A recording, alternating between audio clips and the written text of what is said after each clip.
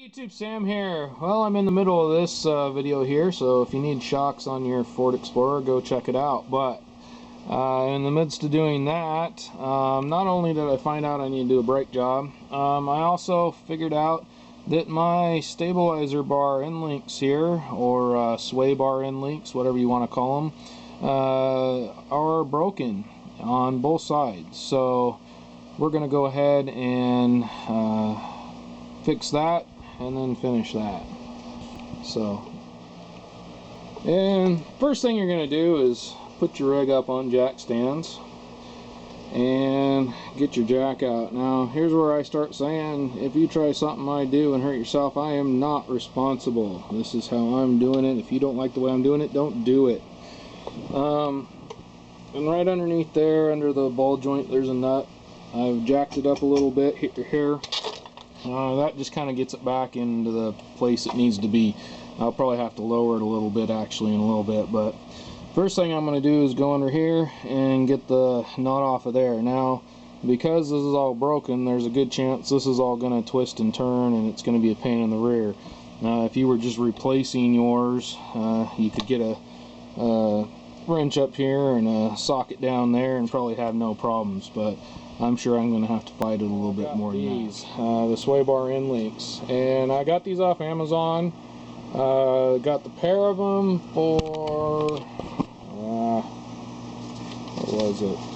I got the pair of them for $16.32, and looking at part stores and other places online, they were double or even more than that at all the part stores around here and a lot of places online. So Amazon, and it looks like the name of the company is Super Parts,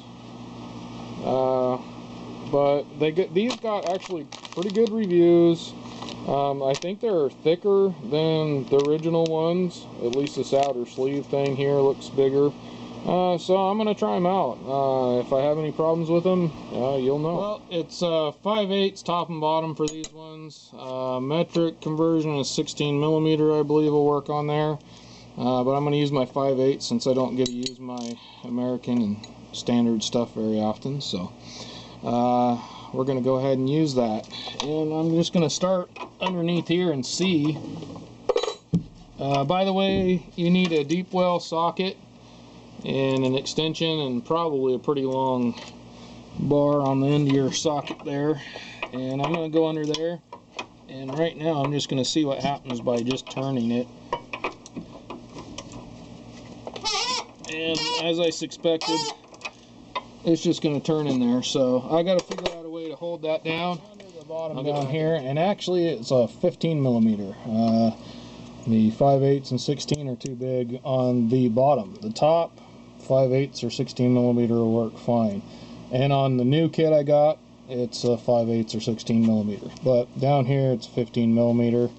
And up here I got a pair of vice grips on the bar up there, and I'm just turning this off now. If you for some reason don't want to go through this, I don't like taking grinders out and just cutting on everything and causing a whole bunch of sparks and stuff under my rig. So if for some reason you want to go a different route, that would be fine. Go ahead and cut it, and then you could probably just pull this right on out. And quite honestly, I'm thinking that the, well, I don't know. I was thinking that maybe it was turning on the inside of that tube, but it's not. It seems to be coming loose. So we'll see. I might end up getting the grinder out. I'll see how far this takes me. It seems to be coming out one way or the other. So when I get this done, I'll get back at you and you'll know what I had to do. Because mine was broke. Normally, like I said, you'd have your wrench up here and then you'd go to the bottom and undo it the way I showed you that down there. And like I said, if you're just having all kinds of fits, you could cut this off right in the middle and kind of pry at it and knock it out through the bottom. But with this, it's been pretty easy not to have to do that. I just take this and hold on to this one, kind of turn it, and then drop my light. So just kind of turning it on the bottom now, and that pops that little thing off, and that comes out of there. Now we can go ahead and install the new one all blown apart here, and here's the old one. Something I do want to check here is the size, and pretty much, let's see here, that'd be about that long. So if you look here, we're good as far as size. Now something I wanted to show you, something I would think would be a little better. First of all, I believe this is like galvanized. It's got some sort of coating, which is probably pretty rust resistant.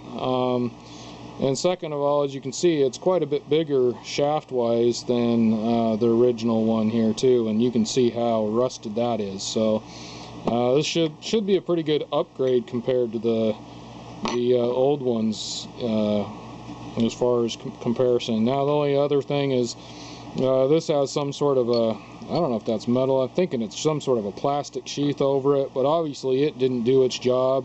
And this one came with this, which is also looks like a galvanized type piping of some sort of coating on there. I don't know exactly what, but yet again, it's thicker, shinier, newer, so I think it looks like a pretty quality piece. As far as the bushings, size comparison, these look a little smaller as far as the being round, but as far as the thickness, they are about the same. So we'll see how well those hold up over time. This will go in the scrap bin. These will go on. And here we go. First of all, you got your bushings. Now, one side has kind of a bump on the top, and the other side is kind of flat. Don't know if you can see that, but I know you can see that bump right there. Now that goes in the hole right there. Then I'm going to put the washer on top of that, and then we're going to bring this down through. Now don't go all the way through yet. You got another one of those, and that's going to stick up into the bottom.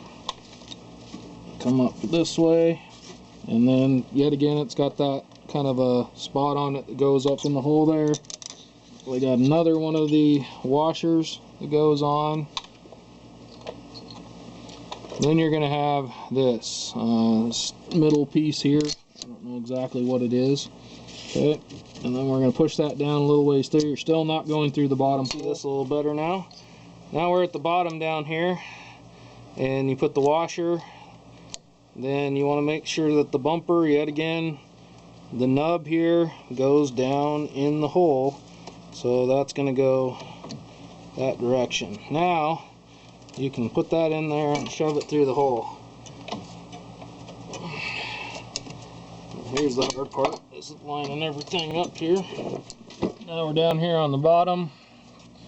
Yet again, the bump goes up into the hole area here a little bit more. In fact, I am going to have to jack it up a little bit more here to get this on here. Okay, well, I jacked this up a little bit more so I can get this on here. So yet again, the bumper part there, the washer, and then at the same time I'm going to throw this lock nut on.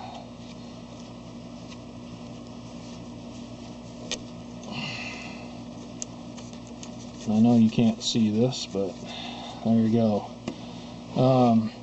That's a nylock now. I see a lot of people put those nylock nuts on with impact tools and all kinds of things, and that will actually melt the thread or melt the nylock in there and make it so it doesn't work correctly. So I highly recommend all this stuff you tighten up by hand. Now, as far as torque specs, I'm not going to tell you that. You guys have to figure that stuff out on your own.